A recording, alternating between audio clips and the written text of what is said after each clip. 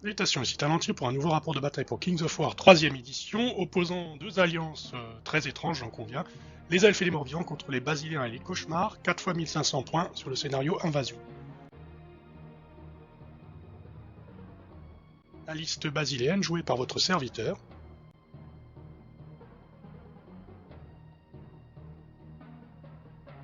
La liste des cauchemars dirigée par Olivier.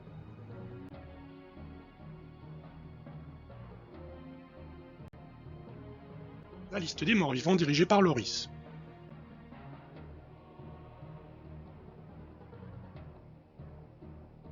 Et la liste elfe dirigée par Nicolas.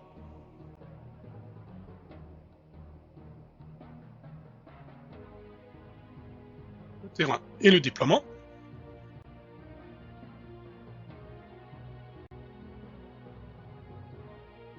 On commence donc à l'ouest avec côté mort-vivant et elfe, le roi elfe avec les cavaliers de la prise argentée qui accompagnent le roi liche, les spectres, les zombies et les revenants.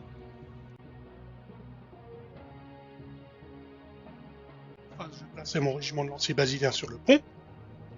Olivier, quant à lui, posait une forêt infectée avec des daimons, des écorcheurs d'âme et la terreur.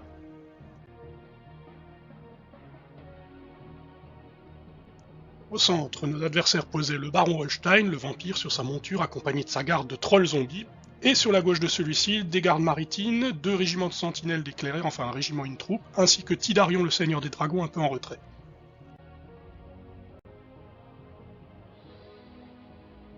Le centre de l'alliance Cauchemar Basilin est composé, lui, de mes chevaliers paladins, les faucheurs, l'horreur et les vers sanglants.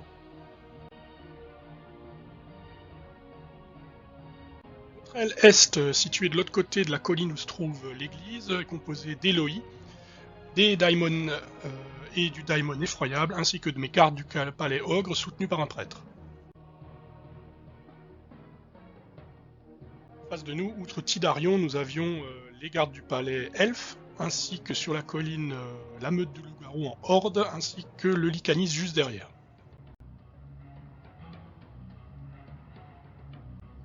Les adversaires remportent le premier tour et prennent donc l'initiative, avec notamment à l'ouest l'avancée des zombies qui sont déferlés en avant près de la ruine sur la colline par le roi liche Stickshaw.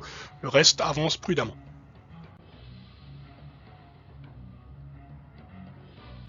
Au centre, ça ne bouge guère, de toute manière ils ont beaucoup plus de tirs que nous et en profitent donc pour nous tirer dessus.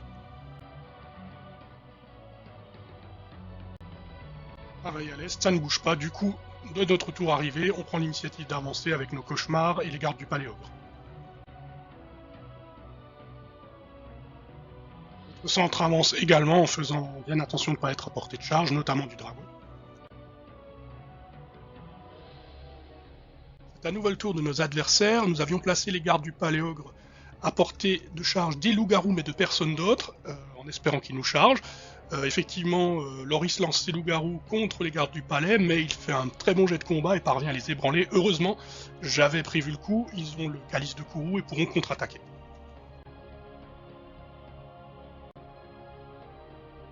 L'archerie elfique, notamment menée par Madriga, continue de matraquer autant que possible les troupes d'Olivier. Heureusement, la furtivité de ces derniers le protège bien. À l'ouest, nos adversaires décident quand même d'avancer maintenant. Le roi elfe et ses zombies investissent la colline. Sur leur droite, les cavaliers de la brise argentée se mettent à portée de tir de mes Éloi, leur tirent dessus, mais ne leur font que 2 blessures. Les spectres se placent à côté. Ils étaient un peu plus embêtants pour nous, puisqu'on ne savait pas trop comment les gérer à ce moment-là. Pour notre tour 2, on décide, puisqu'on a l'opportunité de faire une attaque générale partout, autant que possible. On frappe donc à l'ouest en commençant avec les écorcheurs d'âme et les Éloi qui se jettent sur les cavaliers de la brise argentée et qui les massacrent.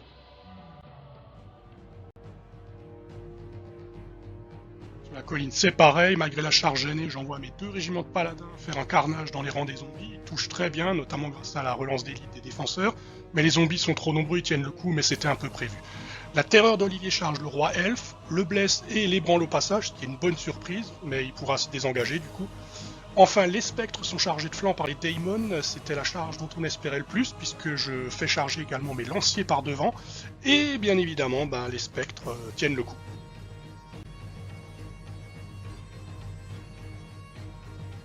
Centre, pareil, c'est la lance molle de mes paladins, qui sont pourtant équipés du Home du Bélier Ivre, qui leur donne charge fracassante 3 du coup, et qui ne font pas assez de dégâts pour faire fuir les trolls zombies.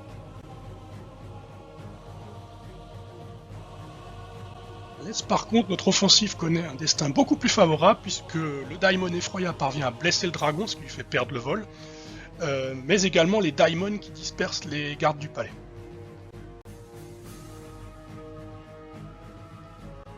Et derrière, la contre-attaque des gardes du palais ogre est renforcée par la charge de flanc des Eloi, que je renforce encore davantage en lançant une mélopée du fléau sur eux, et on parvient à disperser les loups-garous façon puzzle. Après cette attaque générale qui a eu le mérite de provoquer une mêlée complète sur tout le champ de bataille, c'est au tour des elfes et des morts-vivants d'y aller. Ils dégainent leurs épées avec leurs sentinelles des clairières elfes et font une double charge sur les vers sanglants qui sont ébranlés, mais ces foutus vers sanglants ont furie, donc ils pourront contre-attaquer. En revanche, à côté, la garde marine fait de même contre les faucheurs, mais eux n'ont pas furie, et donc ils sont ébranlés, ils ne font rien à leur prochain tour. Surprise, les pauvres paladins se font contrecharger par les trolls et par le baron vampire, mais ça ne suffit quand même pas pour les faire dérouter pour le moment. Tidarion lui charge les Daimons et il les massacre.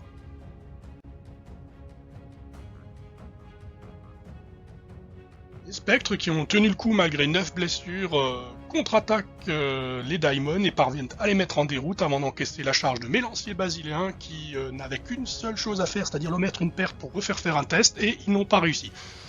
Les écorcheurs d'âme, eux, percutent de flanc les revenants et causent de lourds dégâts, mais là aussi les morts-vivants ne bronchent pas.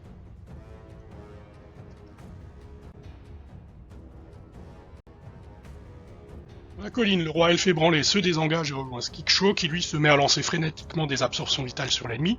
Les zombies attaquent les paladins défenseurs mais ne font pas grand chose. Quant aux revenants, ils causent des blessures à la terreur mais là aussi sans trop de dégâts.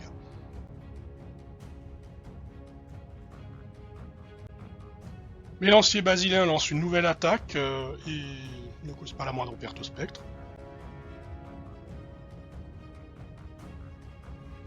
Les gardes du palais ogre continuent sur leur lancée, ils chargent Tidarion, sont soutenus par une mélopée du fléau du prêtre et découpent le seigneur et son dragon en morceaux. À noter qu'on a causé 10 blessures et que malgré la relance, on réussit tout pile à le détruire grâce au brutal des ogres. On n'a pas réussi à bouger les spectres et les revenants, mais heureusement sur la colline les choses sont différentes. Une seconde charge de mes paladins finissent par tailler les zombies en pièces. Le roi elfe tente d'immoler mes paladins avec son diadème du dragon, mais ça ne donne pas grand chose. Par contre à l'est, le Lycanis qui avait chargé mes Eloi le tour d'avant réussit à en venir à bout. La contre-attaque des vers sanglants détruit une des unités de sentinelle des clairières.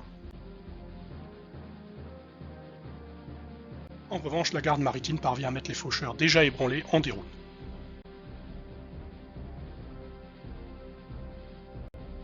Les Eloi chargent le flanc des spectres pour aider les lanciers.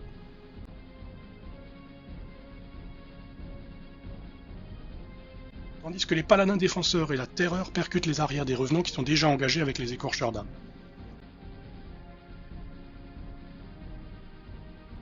Daimon effroyable charge le flanc des trolls, mais ces derniers tiennent bon encore.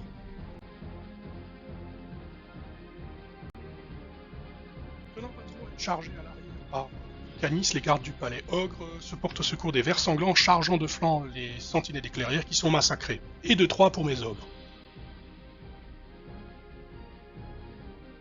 Et là, à l'ouest, c'est le drame. Malgré des pertes effroyables, sans doute plus de 30 dégâts cumulés sur l'ensemble de l'unité, les revenants sont pris d'un courage insensé à notre grand malheur.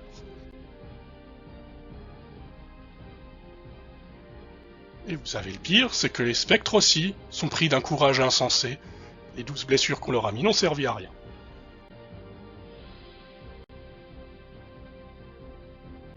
Là, je viens quand même de réussir 2 doublasses à la suite, et ça, malheureusement, on commence à se dire que ça risque de nous coûter très cher. Du coup, une nouvelle chance de retourner la situation pour nos adversaires. Tout à leur soif de carnage, en plus, mes ogres ont tenté une percée, et j'ai fait un trop gros chiffre, ils présentent donc leur flanc aux gardes maritimes, qui bien évidemment vont les charger. Les trolls zombies contre-chargent sur le Daimon effroyable, mais à la surprise générale, Loris, qui pourtant faisait des bons jets jusqu'à présent, fait vraiment des jets tout pourris, et du coup 3 blessures seulement sur le Daimon qui continue le combat. Dame Chance étant décidément capricieuse, elle a favorisé nos adversaires à la fin du tour précédent, et maintenant tout d'un coup elle se décide à leur faire un beau doigt d'honneur, puisque les gardes maritimes ne font pas suffisamment de dégâts aux ogres pour les faire partir.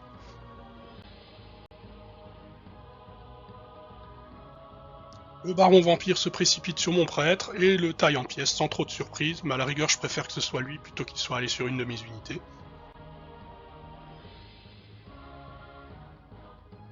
Les revenants ayant subi tellement de pertes qu'ils ont la moitié de leurs attaques en moins, et leur contre-attaque ne donne pas grand-chose sur mes paladins défenseurs, malgré l'aide du roi Lich. Les spectres, eux, par contre, massacrent mes lanciers basiléens. Mes gardes du palais ne laissent pas passer l'occasion, ils contre-attaquent sur la garde maritime et ils les pulvérisent complètement.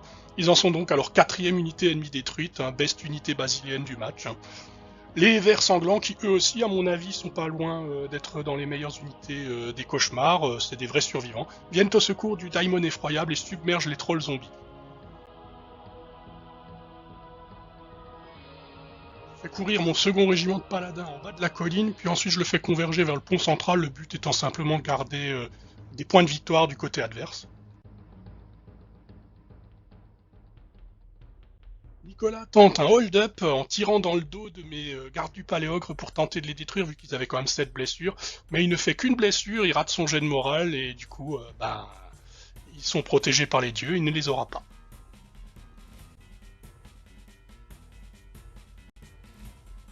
Les Eloïs parviennent finalement à dissiper ces redoutables spectres avec une ultime attaque.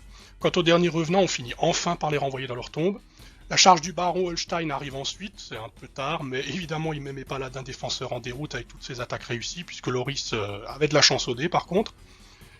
Le roi elfe lui décharge son diadème du dragon sur mes Eloïs, mais là il fait un résultat assez faible, ils ne parviennent pas à les mettre en déroute. Sans trop d'espoir de faire charger mes Eloïs sur le vampire pour venger mes paladins, mais le vampire est trop résistant, on lui fait que 2 blessures, il ne bronche pas. Olivier par contre expédie sa terreur sauter sur le roi elfe qui s'était approché, et elle finit ce qu'elle avait commencé en démembrant son malheureux adversaire. Au centre, nos troupes ont bien pris pied dans le camp adverse.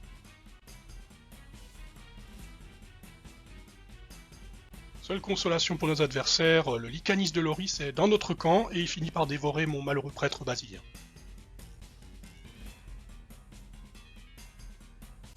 Cela donne donc une victoire totale pour l'Alliance baliséenne et Cauchemar, avec notamment donc, on a les ogres, les vers, la terreur, les écorcheurs d'âme, les paladins, les Eloïs qui sont dans le camp ennemi, contre seulement Lycanis dans notre camp. Ça fait donc une victoire 15-1 si j'ai bien compté pour l'Alliance Cauchemar basiléen. Cependant, ne nous y trompons pas, ça ne reflète pas du tout la partie qui a été extrêmement serrée, on a eu très très chaud à de nombreux moments, il y a eu des retournements de part et d'autre, souvent à la faveur d'une petite règle spéciale par-ci, le brutal qui me permet de tuer le dragon, la furie qui permet de continuer le combat pour Olivier, ce genre de choses. Il y a également les Douglas qui ont failli nous retourner complètement 2 Douglas de suite. Bref, c'est une victoire finalement qui se dessine que sur les 2 derniers tours. Nos adversaires n'ont pas du tout démérité, on les félicite aussi. Je remercie tout le monde, Loris, Olivier et Nicolas pour leur participation. J'espère que cette vidéo vous aura plu. Je vous dis à la prochaine fois et d'ici là, que les dés vous sourient.